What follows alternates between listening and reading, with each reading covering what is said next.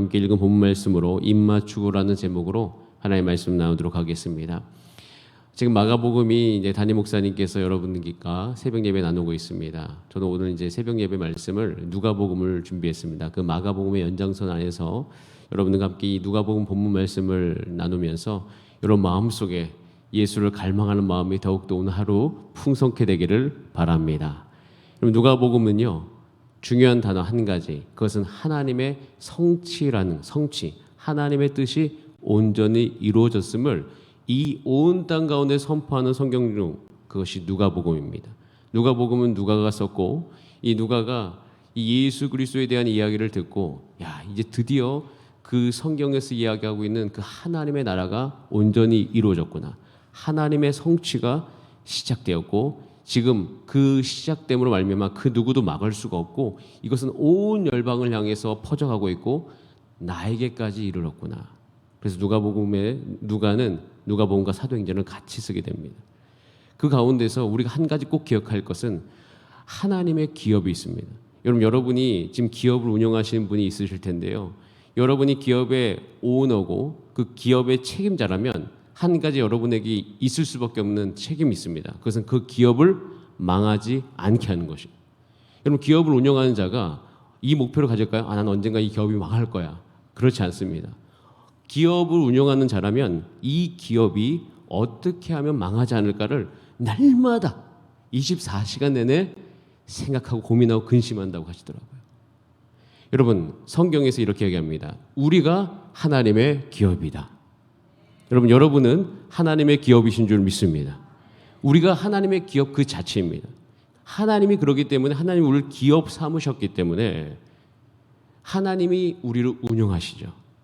그렇기 때문에 하나님께서는 하나님의 기업이 바로 우리 자신이기 때문에 우리를 망하게 하지 못하십니다. 우리를 온전하게 경영해 가시는 거죠. 이런 뜻에서 하나님의 성취라고 이야기하는 거예요. 여러분, 우리의 삶은요, 그냥 이 한 세상을 흘러갈 그런 무의미한 인생이 아닙니다. 우리의 인생 자체는 하나님의 기업이며, 우리의 모든 시간은 하나님이 이 땅 가운데 역사하시는 그 이야기와 성취로 여러분의 삶을 통해서 남겨지게 될 것입니다. 이것이 누가복음이 시작되어지면서 이 모든 세상을 향해 선포하고 있는 거예요. 그리고 여기 계신 모든 분들이 다 거기에 포함되어 있습니다. 그러면서 그 성취의 여러 가지 형태를 이야기하는데, 잠시 누가복음 오늘 본문을 읽기 전에 4장 18절 말씀을 같이 한번 읽어보겠습니다. 누가복음 4장 18절, 19절, 21절 같이 한번 이어서 읽어보겠습니다. 시작.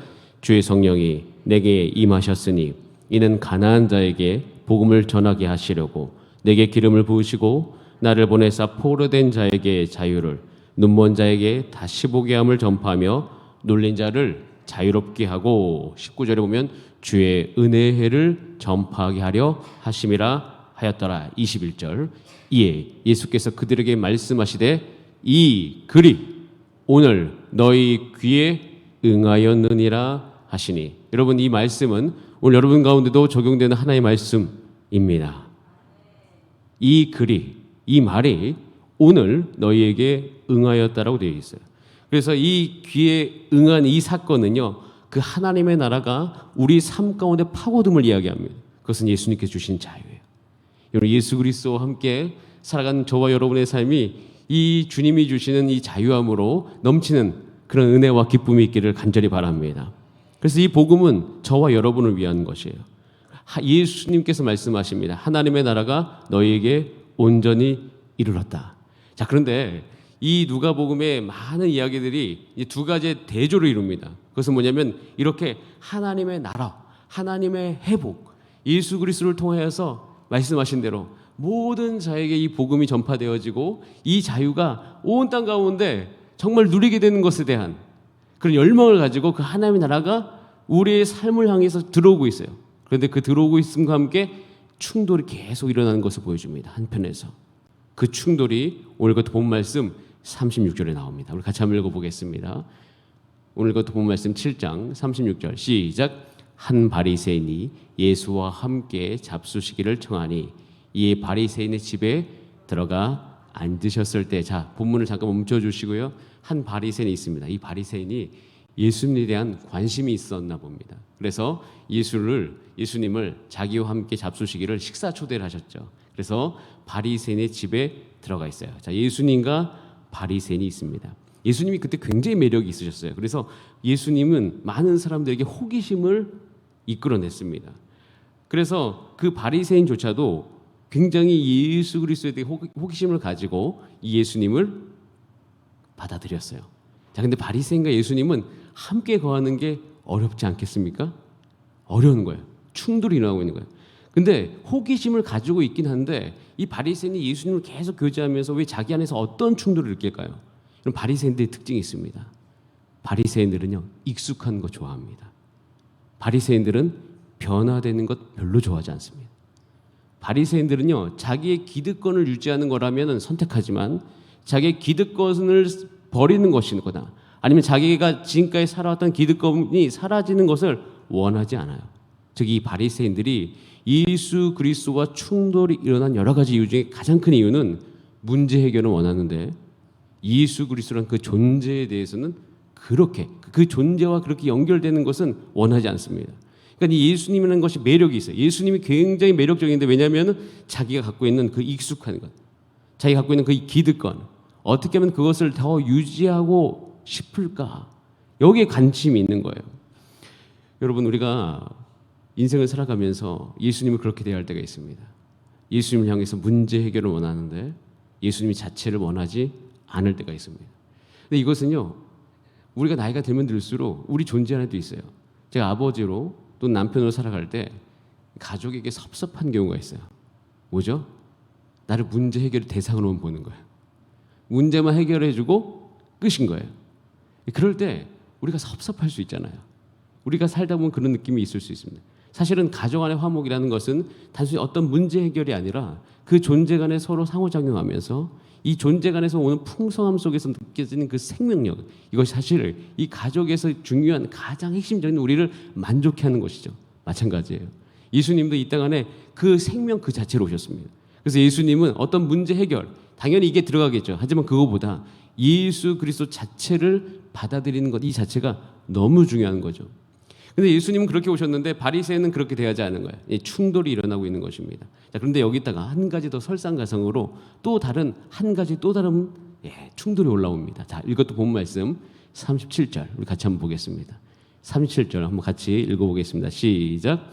그 동네에 죄를 지은 한 여자가 있어 예수께서 바리새인의 집에 앉아 계심을 알고 향유 담은 옥합을 가지고 와서, 자, 여러분, 이 여자도 참 대단한 여자입니다. 한 가지 이야기를 듣습니다. 소식을 들어요. 예수님과 바리새인이 함께 있다. 자, 그런데 그 여자는 어떤 여자예요? 죄 지은 여자입니다. 자타가 공인하는 죄를 지은 여자예요. 자, 죄를 지은 여자가 바리새인 있는 그 집에 들어간다. 굉장히 이것도 어색한 장면입니다. 죄를 지은 한 여자, 사회적 통념으로 이는 어떻게 보면 많은 이야기들이지만 몸을 파는 여자였을 확률이 높습니다. 근데 이 집에 들어갑니다. 바리새인이 있어요. 그러면서 그 여자가 결국 예수님께 가서 자기가 갖고 있는 모든 향유를 다 부어버립니다. 한번 생각해 보세요. 바리새인이 있습니다. 죄 지은 여자가 있습니다. 그리고 예수님이 있어요. 사실 이 세 가지가 함께 공존한 것이 굉장히 어렵습니다. 여러분, 이 세 가지는 사실 우리 내면 안에도 있어요. 우리가 우리 인생을 살아가면서 이 바리새인과 같이 내 스스로를 정확하게 판단하는 나, 여러분 주변에 있는 사람들을 알게 모르게 판단하고 계시죠? 주변에 있는 사람들을 판단하고 있는 여러분, 사실 이것이 우리 가운데 일어나는 많은 일상 중에 일어납니다. 근데 또 한 가지가 뭔지 아십니까? 죄가 함께 있는 거예요. 죄를 사랑하는 나. 여러분, 우리가 왜 예수님께로부터 멀어지냐면요, 두 가지가 같이 공존할 때입니다. 내가 내 스스로가 얼마나 잘못된 줄 알겠어. 근데 동시에 내가 또한 죄를 사랑하고 있는 거예요. 그러니까 죄를 판단한 것과 죄를 사랑하는 우리의 삶 그 자체의 혼돈이 우리 가운데 일어나고 있습니다. 이럴 때는요, 어떤 일이 우리 가운데 일어나면 예수님을 외면하고 싶은 충동이 느껴질 때가 굉장히 많이 있어요. 나는 이렇게 죄인인데 근데 죄를 사랑해. 근데 어찌 예수 그리스도와 내가 함께 거할 수가 있어? 그러니까 존재적으로 예수님과 함께 동행하는 것 자체가 굉장히 불편함을 느낄 때가 있다라는 것이에요. 그런데 이 순간 이 누가는요, 우리의 모든 시선을 어디로 이끌고 있냐면 이 죄인된 여자의 행동에 우리의 모든 걸 주목시킵니다. 죄인된 여자, 이 여자라고 이야기하는 이 사람이 어떤 일을 행하고 있습니까? 예수님 발 앞에 나와서 향유를 붓고 있어요. 아랑곳하지 않습니다. 거기 바리새인이 있고 바리새인이 자기를 어떻게 생각하는 것 생각하지 않습니다. 예수 그리스도 앞에 나와서 울며 거기다가 향유를 다 붓고 있어요. 왜 그럴까? 그거는 생각해 볼 필요가 있습니다. 왜 이 여자가 이런 행동을 했을까? 우린 생각해 볼 필요가 있어요. 왜냐하면 우리도 그런 행동을 해야 되니까요. 근데 이 여자는 아마 예수님께 받았던 그 용서의 말씀, 이것에는 감격이 있었을 겁니다. 그 누구도 받아들여주지 않는 그 사회 속에서 예수 그리스도만 자기를 받아줬기 때문에, 또 때로는 이 세상 그 여자가 살아왔던, 괜히 몸을 팔았겠습니까? 그 여자가 살아왔던 그 모든 삶이 굉장히 녹록지 않았을 거예요. 척박한 삶을 살 수 있습니다. 그런 가운데서 그 여자는 어딘 곳에 가서도 안식을 누릴 수 없었겠죠. 근데 예수님께 가서 안식을 누려봤던 경험이 있을 수 있어요. 여하튼 간에 이 여자는요, 그 예수 그리스도를 말미암아 얻은 은혜가 굉장히 컸다는 것이에요. 근데 그 은혜는 어디로부터 나올까요? 예수님께서 하신 말씀입니다. 자, 마태복음 11장 28절부터 30절입니다. 이 은혜를 저와 여러분 가운데 동일하게 예수님께서는 베푸시기를 원하십니다. 함께 읽어보겠습니다. 시작. 수고하고 무거운 짐진 자들아, 다 내게로 오라. 내가 너희를 쉬게 하리라. 나는 마음이 온유하고 겸손하니 나의 멍에를 메고 내게 배우라. 그리하면 너희의 마음이 쉼을 얻으리니 이는 내 멍에는 쉽고 내 짐은 가벼움이라 하시니라. 예수님이 있었던 당시에도 많은 사람들이 숨을 못 쉬는 시대였습니다. 쉼이 없는 시대죠. 율법주의자들과 바리새인들, 이 모든 종교 지도와 사회 시스템에 눌려 있었죠. 그들은요, 자기의 편안함, 자기의 욕구, 이런 것을 추구하면서 주변에 있는 모든 사람들 가운데 많은 압박을 했던 시대예요. 그런 시대 가운데 많은 주변 사람들은 쉼을 누리지 못하고 있을 때 예수님께서 찾아오신 것입니다. 여러분, 지금 시대, 여러분이 살고 있는 이 사회도 똑같습니다. 참 요즘 시대는요, 생각을 해보니 인생을 살면 살 때 우리는 열심히 살아갑니다. 그래서 계속 뭔가를 채워가요. 그런데 채울수록 배고파요. 뭔가 밥은 먹고 있는데 내 마음의 허기가 지워지지 않아요. 뭔가 계속 내 스스로를 채우려고 하는데 이 땅 가운데 살아가면서 계속 만족이 없어요. 그럼 우리 스스로를 향해서 성경 이야기입니다. 너의 영을 예수 그리스도의 존재로 채워라. 우리 영이 살아나야 된다. 그래야지 참 만족이 있다라고 이야기하면서 이 시대 가운데도 동일하게 그렇게 살아가는 주의 백성들 가운데 예수님께서 말씀하시죠. 내게로 와서 채워라 라고 말씀하고 있습니다. 그래서 우리는 봐야 돼요. 이 여자, 자, 우리 38절 이렇게 되어 있습니다. 예수의 뒤로 그 발 곁에 서서 울며 눈물로 그 발을 적시고 자기 머리털로 닦고 그 발에 입 맞추고 향유를 부으니 라고 되어 있습니다.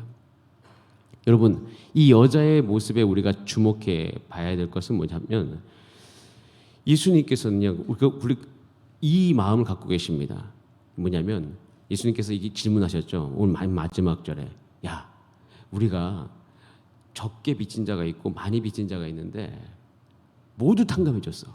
그럼 누가 더 감사하겠느냐 이렇게 이야기하는 거예요. 여러분, 이 대목 안에, 이 말 안에는 한 가지 전제가 있습니다. 한번 따라할까요? 예수님은 우리 모든 죄를 사실 준비를 하고 계신다. 이미 모든 준비가 끝났어요. 즉 다른 말로 이야기하면 우리 안에 어떠한 제약이 있든 간에 아니면 우리가 누구를 판단하든 간에 예수님께서는 한 가지를 예비하고 계셔요.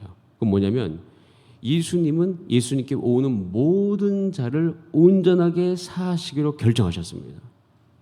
그리고 예수님께 가면 그 죄가 사해진다는 것을 예수님 계속 이야기하고 있습니다. 그런데 우리는 사회적 통념으로 바리새인이 보는 관점으로 우리 자신을 볼 때가 있어요. 내가 이런 죄가 있는데 예수님께 가까이 갈 수 있어? 아니면 주변에 있는 사람들 그렇게 판단할 수 있어요. 제가 저런 꼴인데 예수님께 갈 수가 있어? 여러분, 우리가 이 세상을 살아가면서 예수님의 은혜를 경험하지 못하는 이유가 뭐냐면 우리가 우리의 생각과 우리의 한계와 우리의 세계관 속에 갇혀 있기 때문입니다.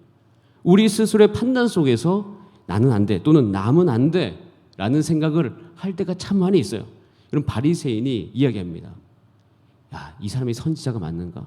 그러면 자기에게 온 여자가 어떤 여자인지 알 수 있는데 왜 저 여자를 용납하지? 선지자, 그 바리새인.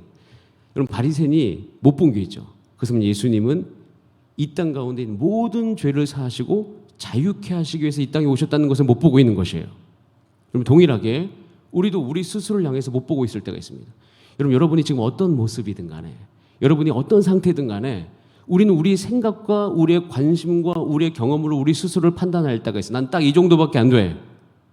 아니요, 그렇지 않습니다. 그것은 아마 이 땅을 살아가면서 이 사회의 어떤 시스템 안에서 여러분들이 여러분 스스로를 평가하는 것일 수 있습니다. 정말 중요한 건 뭔지 아세요? 예수님은 여러분에게 온전한 자유를 주시기 위해서 지금 준비하고 계십니다. 여러분들을 온전히 해방하기 위해서 여러분, 예수님께서는 준비하고 계십니다.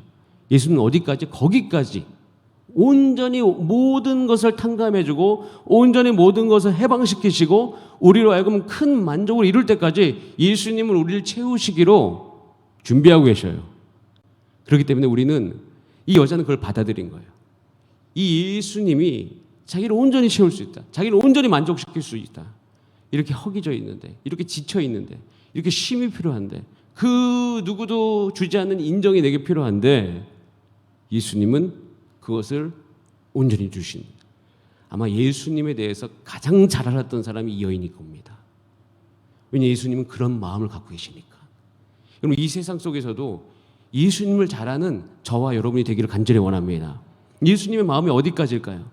여러분, 예수님은 여러분을 온전히 회복시키시기를 원하십니다. 여러분들을 온전하게 자유케 하시기를 원하십니다. 여러분이 그렇게 사랑하는 사람들, 여러분이 기도하는 사람들을 예수님은 끝까지 책임지시고 회복시키시기를 원하십니다. 자, 그걸 경험하니까 오늘 읽었던 38절 같이 한번 읽어볼까요? 이런 반응이 나올 수밖에 없는 거예요. 시작. 예수의 뒤로 그 발 곁에 서서 울며 눈물로 그 발을 적시고 자기 머리털로 닦고 그 발에 입 맞추고 향유를 부었다. 여러분, 바리새인과 예수님, 죄진 여자가 어색하게 같이 있습니다. 근데 이 만남 가운데 이 이야기가 아름답게 끝날 수 있었던 것은 예수님은 목적이 우리를 해방시키기 위함이고, 이것을 정확하게 알았던 여자가 예수님을 알고 예수 앞에 나와서 자기 마음을 드렸던 이 사건. 근데 이것이 왜 우리 가운데 오늘 읽혀지고 있고 들려지고 있을까요? 동일하게 오늘도 하나님께서 그렇게 역사하시기를 원하시기 때문인 것입니다. 이것이 하나님 아버지 마음이에요. 하나님 아버지 마음은 우리를 온전케 회복시키시기를 원하십니다. 그래서 누가복음 7장 45절 47절에 이렇게 이야기하고 있어요. 같이 한번 읽어보겠습니다. 시작. 너희는 내게 입맞추지 아니하였으니 그는 내가 들어올 때부터 내 발에 입맞추기를 그치지 아니하였으며 너는 내 머리에 감람류도 붓지 아니하였으되 그는 향유를 내 발에 부었느니라. 이러므로 내가 네게 말하노니 그의 많은 죄가 사하여졌도다. 이는 그의 사랑함이 많은지라. 사함을 받은 일이 적은 자는 적게 사랑하느니라 라고 되어 있습니다. 예수님의 목적은 너희가 얼마나 의롭고 너희가 얼마나 잘하고 있냐가 아니라 예수님을 온전히 알아서 내게 와서 너에게 있는 모든 죄를 탕감받고 사함받을 그런 마음이 너희에게 있느냐라고 묻고 계십니다. 여러분, 그래서 오늘 우리 가운데 한 가지 필요한 것이 있습니다. 예수님 앞에서 우리가 잘하려고 노력하지 맙시다. 예수님은 여러분들의 연약함을 다 알고 계십니다. 여러분들을 온전히 부르셔서 여러분들을 채우시기를 원하십니다. 여러분들을 온전히 받아들이시기를 원하십니다. 그래서 하실 건 뭐냐면 예수님 앞에서 안기시길 바랍니다. 예수님 안아주세요. 예수님 나를 채워주세요. 나에게 쉼을 주세요. 그래서 예수 그리스도로 말미암아 만족을 누리신 여러분 되시기를 간절히 원합니다. 예수님 원하시는 것이 여러분이 예수님을 사랑하게 되기를 원하십니다. 여러분들이 얼마나 예수님이 좋으신 분이신지를 여러분이 알기를 간절히 원하십니다. 왜냐하면 그 은혜를 경험한 자만이 예수를 위해서 죽을 수 있기 때문에, 그 은혜를 경험한 자만이 예수를 온전히 사랑할 수 있기 때문입니다. 여러분, 이 은혜를 경험하지 않고 이것을 우리가 오해 한 채 열심히 살잖아요. 여러분 예수님을 사랑하는 것이 아니라 여러분은 예수님을 위해서 일을 하고 있는 것입니다. 큰 차이가 있습니다. 예수님을 사랑하지 않고 일을 하는 사람들의 삶 가운데 오는 사단이 노리는 가장 큰 것은 자기의 의에 빠지는 것이에요. 남을 판단하는 것이에요. 여러분, 이것은 사실은 여러분들 스스로도 어렵게 만들고 주변도 어렵게 만들 수 있습니다. 그래서 우리는요, 우리의 모든 얽매이기 쉬운 것을 벗어버리고, 때로는 우리가 옷을, 가령 예를 들어서 제가 이런 얘기해요. 수련회 오면 정장 입고 와라 이렇게 얘기하지 않습니다. 수련회 올 때 좋은 옷 입고 와라 이렇게 얘기하지 않습니다. 수련회 올 때는 추리닝을 입고 와라, 무릎 꿇기 좋은 바지를 입고 와라, 가장 편한 복장으로 와라라고 이야기합니다. 왜일까요? 얽매이기 쉽기 때문입니다. 여러분, 그래서요, 오늘 우리의 마음이 오늘 하루 지나는 가운데 부드럽게 변해서 예수 그리스도를 말미암은 은혜 가운데 푹 빠지고 주와 함께 동행하는 그 하루 되시기를 간절히 바랍니다. 기도하시겠습니다. 이 시간 기도할 때 예수님 나를 안아주시고, 예수님 나를 위로해 주시고, 예수님 내게 힘을 주시고, 오늘 하루 살아가는 가운데 내가 주를 위해서 일을 하는 것도 있지만 하나님의 은혜를 더 풍성하게 누리기를 원합니다. 예수님을 정말 사랑하는 마음이 오늘 내 마음속에 가득 차기를 간절히 원합니다. 그래서 이것으로 말미암아 내가 내 가정에서, 교회에서, 내 사업장에서 힘있게 살아갈 수 있도록 주님 내게 채워 주시옵소서. 우리 함께 주여 한번 부르신 다음에 합심으로 기도하시겠습니다. 주여